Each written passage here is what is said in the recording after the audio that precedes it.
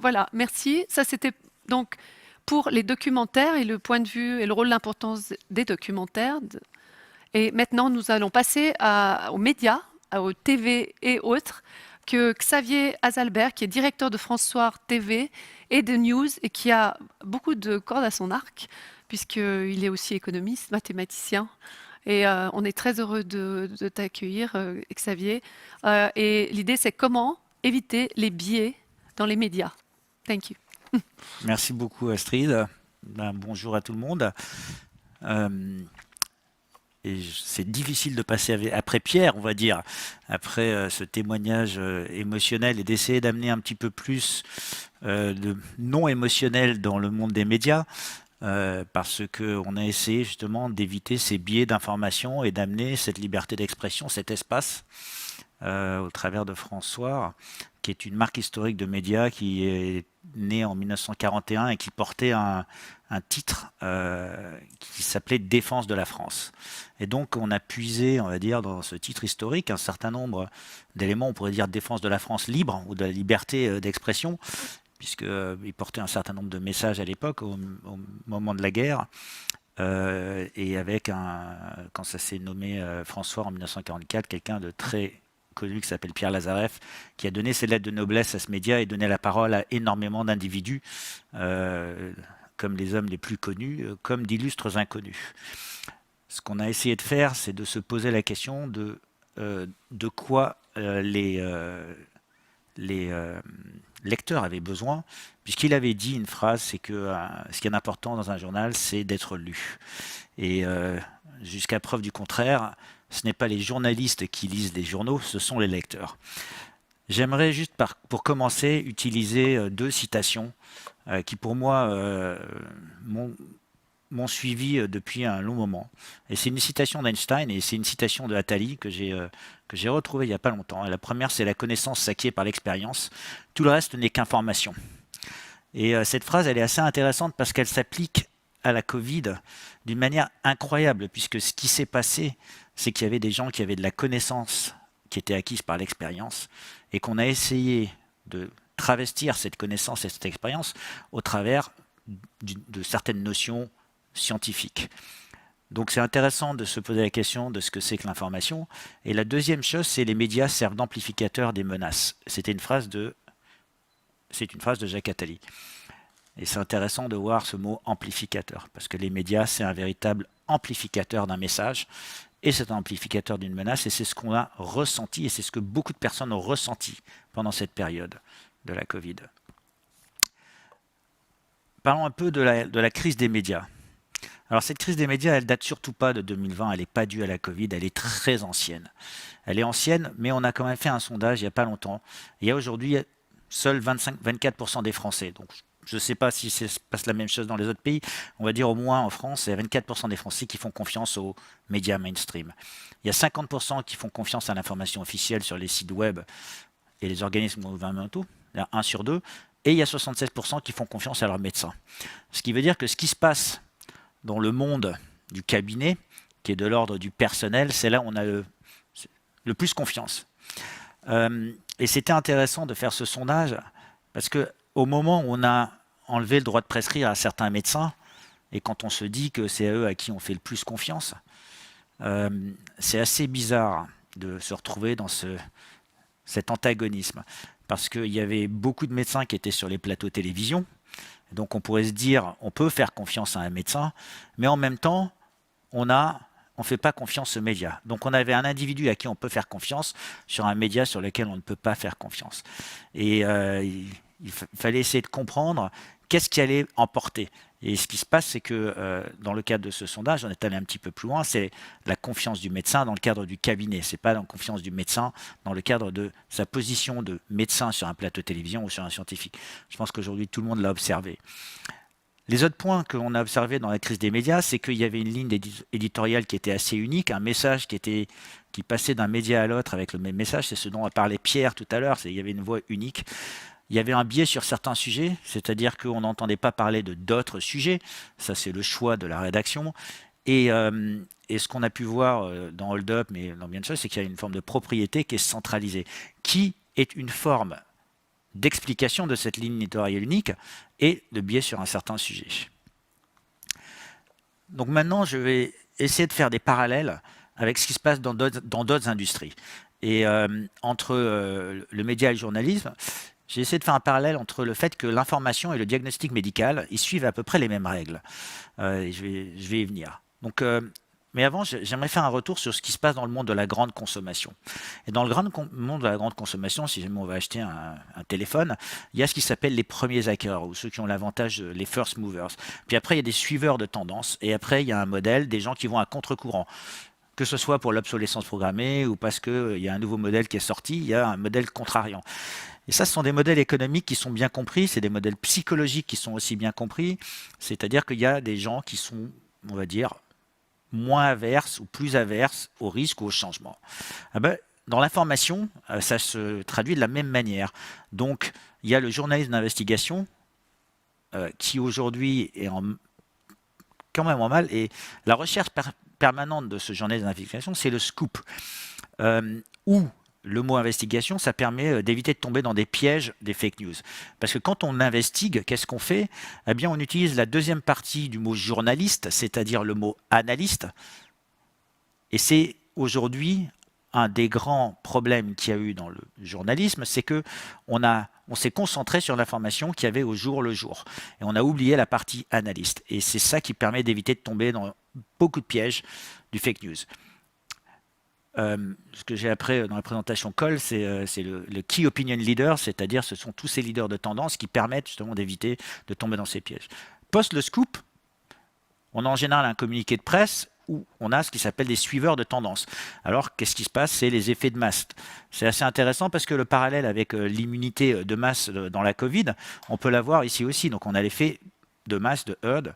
Donc, on peut avoir l'effet AP ou AFP, donc les agences de presse qui vont promulguer un message et qui vont le diffuser sur les médias mainstream qui sont des suiveurs de tendance puisqu'ils suivent le scoop, ils suivent le message du communiqué de presse et c'est amplifié. Ils ne font qu'amplifier ce message. J'aime bien donner un exemple à ce moment-là. C'est à un moment, il y a un ministre qui a dit les masques sont inutiles. Allez, on va dire, il l'a dit une fois. Mais on l'a entendu 1 million de fois ce message. Pourquoi? Parce qu'il a été répété en boucle. Donc au bout d'un certain temps, on a l'impression que ce message, on l'a entendu énormément de fois. Quand le ministre change d'avis et qu'il dit les masques sont utiles, de son point de vue, il n'a changé d'avis qu'une seule fois.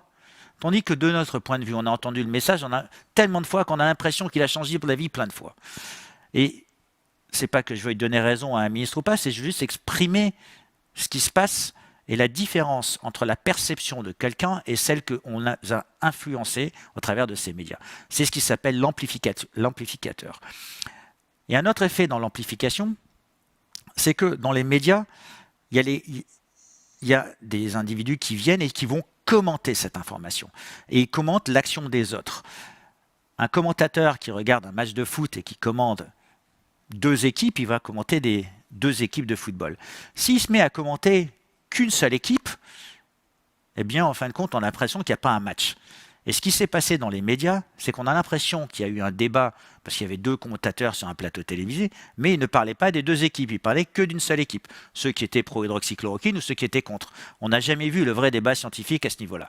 Et donc, l'effet média est important. Après, dans le traitement de l'information, il y a ce qui s'appelle la capture. Donc la capture de cette information, on la perçoit principalement au travers de nos sens. La vue, l'audition, l'odorat, le goût, et tout ça, c'est la base de la manière dont on va percevoir. Et notre cerveau va faire une interprétation de ces signaux. Et c'est là où on fait le test de la cohérence. Pierre, tout à l'heure, parlait « je n'ai pas besoin que quelqu'un me dise quelque chose pour pouvoir faire ma propre analyse ». Et je pense qu'il faut faire confiance au cerveau individuel et à la capacité d'analyse. Et ce qui s'est passé dans le monde de l'information, l'amplification a infantilisé cette information et on n'a plus utilisé la cohérence que le cerveau peut utiliser. Qu'est-ce qui se passe avec cette amplification? On interfère sur cette information. Plusieurs manières d'interférer avec l'information. Eh bien, au sein du cerveau, on peut avoir la croisée des sens, c'est-à-dire que en anglais on dit c'est what you see is what you get. Okay? Ce que vous voyez, c'est ce que vous obtenez. En fait, ce qu'on entendait à la télévision, c'est pas ce qu'on croyait. Et donc ici, il y avait une antinomie, un effet de halo, un effet mirage. Je vois au loin de l'eau, mais en fin de compte, il n'y en a pas. En fait, je vois au loin un vaccin, mais peut-être qu'il y a un autre traitement qui est efficace. Et c'est ça qui crée le doute. Ça sème le doute. Et en plus, c'est amplifié par des influenceurs externes. Donc les influenceurs externes, c'est quoi? La publicité, la propagande, la multiplication des expositions aux médias, aux messages. Ce qui veut dire qu'en résonance cognitive, quand on entend 7 fois le même message, au bout d'un certain temps, on le croit. Quand on entend 7 fois que les masques sont inutiles, on commence à le croire. Quand on entend 7 fois qu'ils sont utiles, on commence à le croire. Et pour finir, ce qui s'est passé dans les médias, c'est qu'il y a eu ce qui s'appelle beaucoup de monologues, avec des sources qui n'étaient pas toujours contrôlées, car quand on utilise l'AFP, quand on utilise l'AFP comme étant la source de l'information, on fait l'hypothèse que cette personne a fait la vérification. Pour le Lancet, par exemple, c'est ce qui s'est passé. Il y a eu beaucoup de gens qui ont utilisé le communiqué de presse de l'AFP et qui se sont engouffrés dedans. Ça suffisait, l'effet expertise fonctionne. Il y a eu des interférences tierces qu'il peut y avoir dans les médias, puisque les médias doivent vivre. Elles vivent de quoi? Des éléments publicitaires. Et il peut y avoir une inférence tierce de la part des actionnaires qui ne veulent pas qu'on parle d'un certain sujet parce que ça mettrait en doute leur revenu, ou qu'il y a un biais de ligne éditoriale. Et dernier point sur lequel que j'ai déjà évoqué, c'est le dialogue et le débat, qui est pour moi la deuxième source de validation. Et ce débat, il n'a pas existé. Donc on a eu l'impression qu'il y a eu un dialogue. Il y a effectivement eu un dialogue sur les plateaux de télévision, mais ce n'est pas un débat. Le débat, c'est le débat des idées. Et donc les médias ont donné l'impression de ce débat, mais il s'agit tout simplement d'un commentaire d'un match de football. On a commenté, non pas un match, on a commenté juste une seule équipe. Et c'est ça qui donne cette impression qu'on a eu un débat, mais qu'on ne l'a pas eu. Deux sujets majeurs qui pour moi sont aussi importants, c'est comment construire une bonne information. Il y a deux notions fondamentales, on en a parlé, on peut en parler en droit aussi. Il y a l'objectivité et la subjectivité, sont deux sujets qui sont très importants.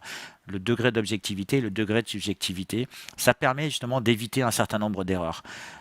Un grand professeur de langage qui s'appelle Noam Chomsky, professeur à MIT, qui a décrit ces biais dans bien de ses travaux.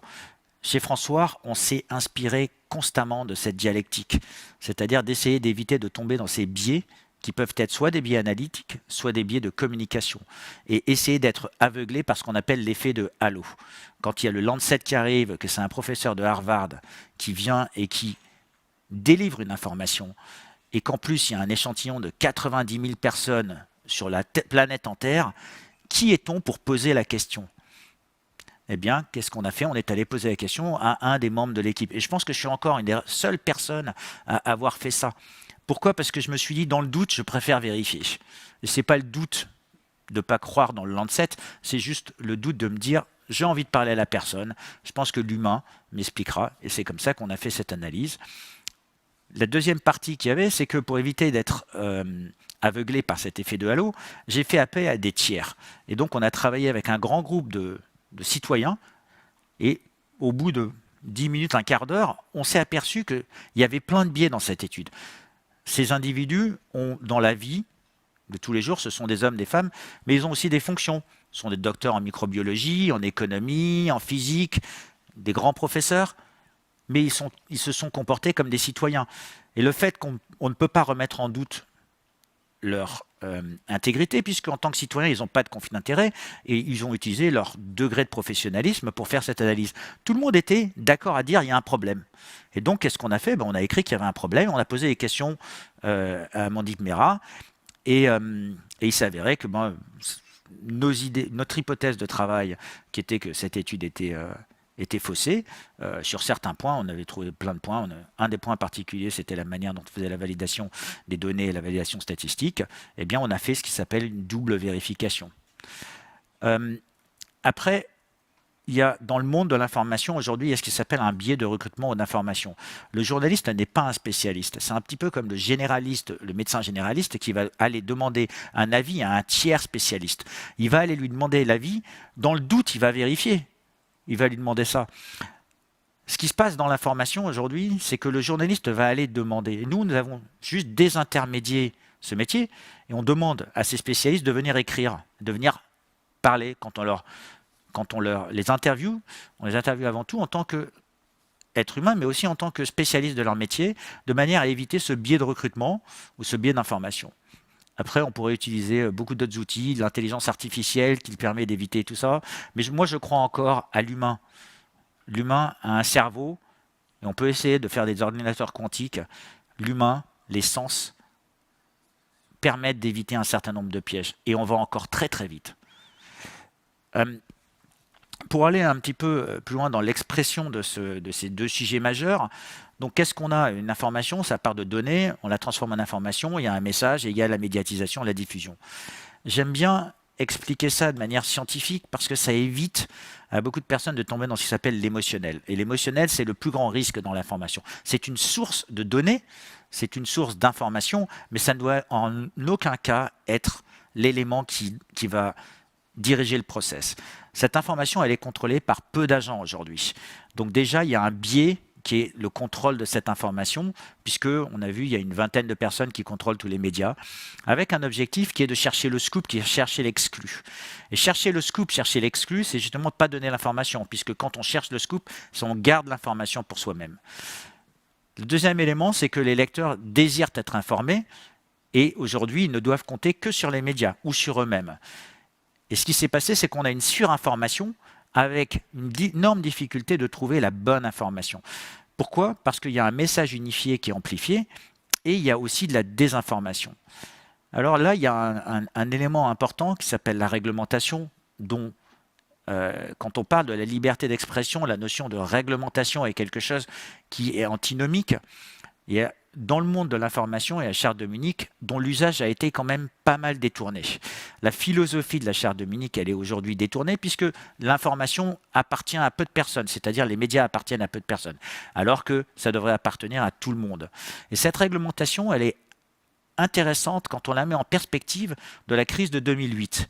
La crise de 2008, c'est la crise financière, où on sait que les grandes institutions financières ne voulait pas être réglementée. Elle ne voulait pas être réglementée pour la vente et la construction de produits dérivés. On sait très bien qu'on a eu la crise des subprimes. Et cette autorégulation ressemble pas mal à cette autorégulation qu'on a le monde de l'information. Et c'est une manière détournée pour ne pas vouloir se soumettre à une réglementation qui ne devrait pas empêcher la liberté d'expression, bien sûr, mais qui pourrait aider à cadrer un débat. Encore une fois, je ne veux pas dire qu'il faut une réglementation dans l'information, je dis juste que se soumettre parfois à une certaine régulation, ça permet d'éviter certains risques et certains biais. Et aujourd'hui, la réglementation, quand elle est bien appliquée, elle permet de réduire certains risques. Pas le risque de la liberté totale d'expression. Par contre, ça permet d'éviter, en codifiant le message et en codifiant la manière dont on les fait, ça pourrait permettre d'éviter les fake news ou la surinformation. Parce que quand on voit qu'on regarde où on entend 7 fois le même message, eh bien on pourrait très bien dire qu'un comité central pourrait très bien réguler le nombre de fois où on voit cette information au travers de tout ça. Dernier point qui pour moi été critique, je crois que c'est Pascal Sacré qui ce matin a parlé de la notion de conflit d'intérêts. Dans le monde des médias, à partir du moment où l'information elle est contrôlée par peu de personnes, il n'y a plus d'indépendance. Cette indépendance, c'était pour nous clé au sein de François pour éviter d'avoir une distorsion dans l'information. Et l'analogie que j'aime bien utiliser, parce que j'aime bien sortir du monde dans lequel on est pour aller en chercher, je dis qu'une fake news, c'est un vol d'information, vol au sens de l'avion, et c'est une information, c'est un vol qui s'est mal passé. Pourquoi? Parce que quand on a un commandant de bord qui, avant de partir en vol, il va faire son check-up, il va vérifier toutes ces machines. La deuxième chose qu'il fait, c'est qu'il va se soumettre à la réglementation du contrôleur aérien dont il a besoin. Il accepte qu'il a besoin de ce contrôleur aérien pour assurer son vol et assurer la sécurité de ces gens. Et la fake news, c'est un vol qui s'est mal passé. Voilà, il y a un crash. Peut-être parce que le check-up initial n'a pas été terminé avec une information qui est incomplète. Je vais prendre des exemples de pièges qui sont récents, en essayant d'illustrer les propos. Donc, la première des choses, c'est la décision de confinement qui sont basées sur des modèles. Donc ici, qu'est-ce qui a pu se passer? Des inputs qui ont été non validés, c'est-à-dire des données initiales, et surtout, ce qui a affecté la confiance, c'est qu'il y a un manque de transparence sur les modèles. Donc, il y a certains mathématiciens comme de Infocovit, Vincent Pavon, qui s'est posé la question de la transparence des modèles mathématiques. C'était très intéressant, cette manque de transparence, parce que quand on est un vrai scientifique, un vrai mathématicien, la première des choses, c'est on veut comprendre. Et quand il y a une obscurité, cette obscurité, elle crée le doute. Deuxième élément qu'il y a eu, c'est que ces modèles n'ont pas été calibrés ou étalonnés à la vie réelle. C'est-à-dire qu'un thermomètre, si jamais on ne connaît pas le point zéro, eh bien, il ne donnera jamais 37 degrés ou n'importe quel autre outil de mesure. Eh bien, les modèles, que ce soit de Neil Ferguson ou de Fontanet & Co, qui ont donné des estimations à 400 000 morts, si on avait utilisé la calibration, c'est-à-dire la surestimation du modèle de Ferguson, et quand on sait que ces surestimations allaient parfois jusqu'à des facteurs 100, on aurait peut-être pu diviser par 100, on aurait pu faire une analyse de sensibilité, ça s'appelle, et cette analyse de sensibilité aurait pu donner des interprétations et des décisions différentes. Ces décisions de confinement, elles ont été prises en information incomplète, donc il y a un biais complet dans cette analyse, et l'analyse du bénéfice-risque qui en découle est plus due à une croyance, d'accord ? Donc une décision, une croyance, ça peut être une décision politique ou une absence de test de rationalité. Et moi, je déplore l'absence de test de rationalité au travers de tout ce qui s'est pris. Un autre biais qu'on a pu, ou de piège qu'on a vu, c'est le pas de traitement en phase précoce. Où on a entendu HCQ, l'hydroxychloroquine est nocif, le remdesivir est utile. Ce qui est assez intéressant, c'est que on va se retrouver bientôt avec la décision italienne à prouver que l'hydroxychloroquine est utile et que le remdesivir est inutile. Donc, une totale inversion. Alors que nos agences nationales de santé, leur rôle, c'est justement d'évaluer le pour et le contre de chacune des molécules. Et le rôle des médias, c'est de se dire, si jamais on vous dit que c'est pour, essayons de comprendre si ça pourrait pas être contre. Et là, c'est là où on a vu cette unicité de message qui a fait que personne ne s'est posé la question de savoir et si l'hydroxychloroquine pourrait fonctionner pour un sous-ensemble de patients. Ce qui est normal de se poser cette question. Puisque quand on regarde une étude, on a comme celle du Lancet, ou celle de l'étude Recovery, on s'aperçoit que l'hydroxychloroquine, on dit que c'est pas utile, mais on ne vous dit jamais si c'est pas utile pour tout le monde. Par contre, ce qu'on vous a dit, c'est que c'est pas utile en hôpital. Mais on vous a jamais prouvé que c'était pas utile, par exemple, pour prévenir l'accès à l'hôpital. Le traitement du remdesivir a été fait de manière différenciée et ces deux molécules n'ont pas eu, en apparence, un traitement identique de la part des autorités. Un autre biais et un piège récent sur lequel on est tombé, c'est les masques sont inutiles. Qu'est-ce qui s'est passé ? Très vite, on nous dit les masques sont utiles. Il y a des médecins qui nous disent il y a des situations dans lesquelles les masques sont utiles. On est ici dans un pays, en Suède, où ce qui m'a marqué, c'est quand je suis arrivé, bien sûr, il n'y a pas de masque. On va manger au restaurant et il n'y a pas plus de morts, il n'y a pas plus de décès à déplorer. Donc les choix politiques. Donc ces masques qui sont inutiles, au bout d'un certain temps, les gens s'aperçoivent ils sont inutiles parce qu'on n'en a pas. Donc là, on aurait aimé qu'il y ait une forme de mea culpa de la part du gouvernement en disant on n'en a pas. On préfère entendre qu'on n'en a pas que le fait qu'ils soient inutiles. Parce que quand on vous dit après ils sont utiles, ce qu'on fait, c'est on fait une double négation. La première des choses, c'est on dit on change d'avis sur la partie scientifique du masque, mais la deuxième des choses, c'est qu'en plus, comme le premier, on avait trouvé une réponse qui n'était pas adéquate, on donne soudainement une autre réponse qui fait qu'on a l'impression de couvrir un mensonge ou un manquement par un autre manquement. Et c'est cet effet-là qui affecte la manière dont la population réfléchit. Les tests PCR qui n'étaient pas disponibles ou mal calibrés. Donc pas disponibles au départ, maintenant on les utilise avec un seuil de cycle qui est tellement élevé qu'on peut se poser la question de savoir est-ce qu'on détecte des gens qui sont malades ou est-ce qu'on détecte des gens qui sont juste des fragments du virus. Et une analyse qui m'a intéressé énormément, c'est que quand j'ai parlé avec les spécialistes du PCR à l'Université de Colorado, première des choses qu'ils m'ont dit, mais en fait ces tests, ils étaient avant tout utilisés pour contrôler les fraudes. Les fraudes, c'est marrant. On n'est pas en train de contrôler les malades, on contrôle les fraudes. Et je lui dis, mais quelle fraude ? Les fraudes alimentaires. Donc tout le monde se souviendra du problème de Spanghero. Spanghero, qui est un fabricant de plats cuisinés. Et bien sûr, on s'est posé la question, alors je ne sais plus si c'était X% de tel type de viande. En tout cas, il y avait un décalage dans le type de viande qui était utilisé. Et on s'aperçoit que les seuils de cycle qui sont utilisés par les instances, les autorités, c'est entre 11 et 28. Et au-delà, Au-delà de 28, on sait qu'on ne peut pas détecter une fraude. C'est-à-dire que quand on veut essayer de détecter une fraude, il faut qu'on soit à peu près certain pour accuser quelqu'un de frauder. Alors pourquoi utilisons un seuil de cycle de 40 pour détecter un malade quand à 28, on sait qu'on n'est pas capable de détecter une fraude? Là, quelque part, il faudrait que le gouvernement nous réponde sur cet élément-là. On a parlé de Lancet, Harvard, l'échantillon, c'est pas la peine d'en reparler. Le dernier point qui est pour moi sûrement le plus important et le plus incompris et le moins pris en considération aujourd'hui. La décision du Conseil d'État italien en a parlé, c'est la capture réglementaire et les biais qui sont induits. Je vais essayer d'expliquer ce que c'est que la capture réglementaire. C'est le fait qu'il y a très souvent un jeu de chaises tournantes au sein des régulateurs et des sociétés.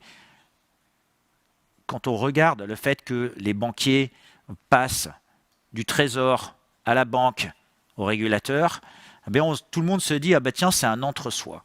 Et cette capture réglementaire, c'est qu'ils restent dans une petite boîte, ils sont prisonniers d'une boîte.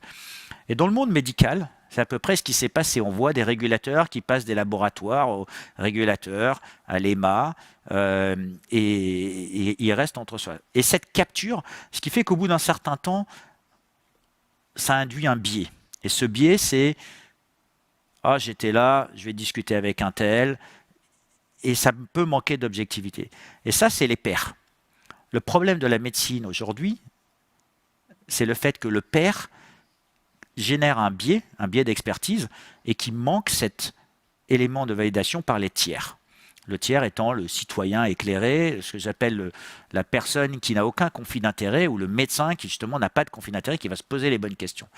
Et cette capture réglementaire, elle induit une instrumentalisation de la méthode. Elle est hyper importante, cette instrumentalisation de la méthode, et c'est ce qui nous a évité de tomber dans beaucoup de biais et dans beaucoup de ces pièges, y compris pour le remdesivir, puisque le 30 avril, on écrivait que c'était un médicament toxique. Début juin, on écrivait à quel rôle joue Gilead. Début juin, on se posait la question de savoir si l'EMA jouait un rôle qui était contre l'intérêt des patients. Début juin, on disait, ce médicament, est-ce que Gilead a caché la toxicité de ce médicament? Eh bien, on est quelques mois plus tard. À l'époque, on aurait pu nous dire qu'on était complotiste, puisqu'en fin de compte, on allait contre la bien-pensance du message unique. Non, il se trouvait qu'on avait juste fait du travail. On avait juste, avec le collectif citoyen, on avait fait le reverse engineering du remdesivir, on avait regardé le bilan de Gilead, on avait regardé la manière dont l'EMA avait pris sa décision en allant jusqu'au fond. C'est des heures et des heures et des heures et des heures de travail. Et il n'y a qu'avec ça qu'on est arrivé à ces conclusions. C'est pas parce qu'on a pris un jour au doigt levé, on a pris le vent et on s'est dit non, remdesivir, c'est pas utile. On a juste travaillé à rien de plus normal au travers de ça. Et donc c'est cette approche normative de l'information. On n'a pas été, on va dire, dans un monde où on était captif. On est sorti de cette boîte. Et à chaque fois, on sort de cette boîte. Et je pense que pour éviter des pièges, il faut justement sortir de cette boîte. Après, pour finir, tout ce qu'on a vu ici, il n'y a rien de plus normal. Et j'aime pas le terme complotisme, le terme complotiste, pour beaucoup de raisons. Parce que quand on me demande, quand j'ai repris François, c'est quoi votre objectif stratégique? Moi, je pourrais dire, c'est de devenir le leader dans le domaine de l'information. Jusqu'à présent, c'est rien d'autre que la même chose que si jamais je lançais un nouveau produit, je veux essayer de gagner des parts de marché. Et je vais me poser la question, c'est quels sont mes outils, le chemin pour y parvenir, quelle influence puis-je utiliser, interne, externe. Et bien sûr, il y a un certain degré de morale, parce que quand on utilise de l'influence externe, la ligne jaune, elle est très fine. Et ce qu'on voit dans le monde du médical aujourd'hui, c'est que la ligne jaune, elle est franchie par certains qui ne pensent pas la franchir en disant non, non, mais j'ai des liens d'intérêt, mais ce n'est pas vraiment des conflits. Et ce qu'on sait, c'est que l'argent, de tout temps, elle a influencé la morale comme l'ego. Hein. Et si jamais je veux être premier, c'est toujours gratifiant. Donc être le premier à trouver un vaccin, être le premier à trouver un médicament, on en tire une certaine forme de gratification. Et si ma stratégie était de développer un nouveau traitement, je ferais rien de différent. J'essaierais d'être le premier pour faire de la R&D. Si ce n'est pas suffisant, j'utiliserai des techniques marketing d'influence, du lobby, de l'argent. Et la ligne entre la bonne stratégie et de passer de l'autre côté de la ligne, elle est très très fine. Et ici, cette ligne, elle ne peut être elle est difficilement régie. Mais ce qui se passe, c'est que les deux camps se disent j'ai raison ou j'ai tort. Non, c'est pas comme ça que ça s'est passé. Et rien de plus normal que de discréditer les alternatives. Donc je suis le fabricant du remdesivir, rien de plus normal que d'essayer de discréditer l'hydroxychloroquine. Rien de plus normal que je sois un fabricant de vaccins, que je désire discréditer une alternative. D'ailleurs, aux États-Unis, c'est le 4e condition, c'est qu'il ne faut pas qu'il existe d'alternative de traitement. Et le vaccin est un autre traitement. Donc, pour discréditer une alternative, j'ai deux manières. La manière analytique, comme j'ai la manière stratégique. Je peux acheter un concurrent ou acquérir des solutions de rechange. Donc aujourd'hui, de manière scientifique, tout ce qu'on a vu, ou de manière stratégique, il n'y a rien de complotiste, c'est juste que c'est la manière dont les gens travaillent, c'est la manière dont les gens influencent l'information et dont ils l'utilisent. Le problème qu'il y a, c'est que quand on franchit trop souvent la ligne jaune, eh bien, on a un doute et on génère ce doute. Et ces doutes-là sont vraiment ce qu'on ressent et ce qui se ressent dans l'analyse. Et j'invite tout le monde à lire la décision du Conseil d'État en Italie, parce que pour moi, c'est une décision qui est la plus sensée. Elle redonne le pouvoir aux médecins. Elle dit qu'un régulateur ne devrait pas influencer la décision de ce qui se passe entre un cabinet, entre un patient et un docteur, parce qu'un docteur, on lui a soumis une ordonnance. Ne me faites pas dire ce que j'ai pas dit. J'ai pas dit que le docteur ne peut pas faire d'erreur. Je dis que l'ingérence doit être faite au minimum. Et ce pouvoir, si on lui a conféré à un médecin, c'est parce qu'il a fait des études, il a fait des travaux. Et aujourd'hui, on a affecté cette décision d'une manière qui est incompréhensible. Et c'est ça, ce biais d'information, ce biais de régulation. Pour finir, j'aimerais reprendre 2 citations. La première, c'est une de Christine Ockrent, qui était une grande présentatrice des journaux télévisés. C'est l'uniformisation de l'information. Et elle disait bien sûr, et même l'utilisation de cette uniformisation comme une arme stratégique. C'est elle qui a dit que l'uniformisation de l'information, c'est ce qu'on a eu. C'était une arme stratégique. Donc quand on parle de la peur, quand on parle de l'instrumentalisation, eh bien, il y avait quelqu'un qui disait ça. Et la dernière des choses, c'est pas de quelqu'un qui est un grand philosophe, c'était Jim Morrison, chanteur des Doors, qui avait dit « Celui qui contrôle les médias contrôle les esprits ». Et ce qu'on a eu aujourd'hui, c'est qu'on est passé d'un niveau supérieur, d'un sentiment, à une forme de contrôle des esprits, et c'est ce qui fait ressentir qu'on a l'impression qu'il y a ce complotisme. Et j'aimerais dire que, attention, c'est pas parce qu'on contrôle les esprits qu'on n'a pas le droit de penser autrement, et qu'il n'y a pas des médias qui vont essayer justement de ne pas être contrôlé. Et pour moi, l'indépendance, elle est clé, parce que quand on ne me contrôle pas, eh ben, on ne contrôle pas mon esprit, et du coup, j'ai la liberté d'expression. C'était la réponse que je voulais donner à Pierre. Merci beaucoup, Astrid, de m'avoir donné la chance de parler un petit peu de François. Merci. Alors, avant de passer à Louis Fouché, j'ai une question. Est-ce que tu es optimiste du public? Est-ce que tu es optimiste pour le futur de l'information? Est-ce que, par exemple, tu verrais qu'il y aurait un organisme éthique ou de contrôle un peu des mensonges ou je sais pas, est-ce que tu as une idée, une vision? Ouais, c'est très vaste comme sujet. Déjà, est-ce que je suis quelqu'un d'optimiste? Naturellement, je suis quelqu'un d'optimiste. Et je pense qu'on vit une des périodes ici, c'est une phase de transition énorme. Il y a sûrement de grandes découvertes qu'on va faire. Et de tout temps, quand on a eu des situations de cet acabit, il y a eu des grandes découvertes scientifiques. Donc oui, je suis optimiste. Maintenant, pour revenir un peu à la question de ces organismes de régulation. Je pense que le meilleur paradigme à faire, c'est aujourd'hui de retourner l'information à la base, c'est-à-dire de prendre l'information chez les citoyens et de la construire. C'est pour ça qu'on a mis en place ce média collaboratif chez François. On fait appel à cette connaissance-là. Parce que quand on a 50 citoyens qui n'ont pas de conflit d'intérêt, qui viennent analyser l'information en temps réel, eh bien, le risque qu'on fasse erreur est limité. Parce qu'ils sont à divers endroits, il n'y a pas de collusion d'intérêts, donc il y a une indépendance et on peut aller très vite trouver une information. Encore une fois, on n'est pas à l'abri de l'erreur. Il ne faut pas confondre le fait de trouver une forme de vérité ou de correction dans l'information avec d'éviter une erreur. Donc, la réglementation, je pense que c'est un sujet qu'il faut aborder dans le monde de l'information. Ce n'est pas une réglementation pour gérer la liberté d'expression. C'est justement pour gérer la manière dont une information vole, dont elle se crée, dont elle se constitue, et pour éviter cette pensée unique. Parce que pour moi, la réglementation, le rôle qu'elle aurait dû dire aujourd'hui, eh bien, on entend trop de musique anglaise ou trop d'influence anglo-saxonne dans les études. Écoutons un petit peu le petit village gaulois à l'IHU, et donc, plutôt que d'entendre 90%, écoutons les 10% manquants. Et c'est ça qui a manqué, c'est cette harmonisation et se retrouver ce juste milieu. Voilà. Et je pense que ce qu'il faut, c'est cette réglementation, elle se pose les bonnes questions. Et quand le CSA, en France, Comité supérieur de l'audiovisuel, dit on ne veut pas écouter plus de X% de musique anglo-saxonne, c'est pour laisser la place à d'autres. Et cette réglementation, elle est pas mauvaise. Okay. Et c'est ça qu'il faut essayer de comprendre, il faut essayer de composer. Surtout pas empêcher l'espace de documentaire, comme Pierre parlait tout à l'heure, l'espace de liberté d'expression, mais essayer de retrouver le juste milieu et la nuance dans l'information, chose qui n'est pas là aujourd'hui. Et l'analyse critique.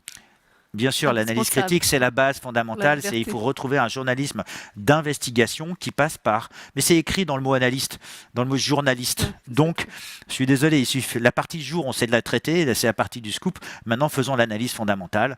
Je pense que n'importe quel avocat n'ira pas au tribunal sans avoir fait l'analyse des textes. Et je pense qu'ici, il faut qu'on fasse l'analyse. J'encourage tous les gens de la profession, justement, à se spécialiser et à faire beaucoup plus d'analyses, que ce soit économique, que ce soit économétrique, que ce soit d'essayer de réduire les risques en s'entourant de multiplicité de personnes et en faisant confiance aux citoyens. Super. Merci beaucoup. Merci. Vraiment.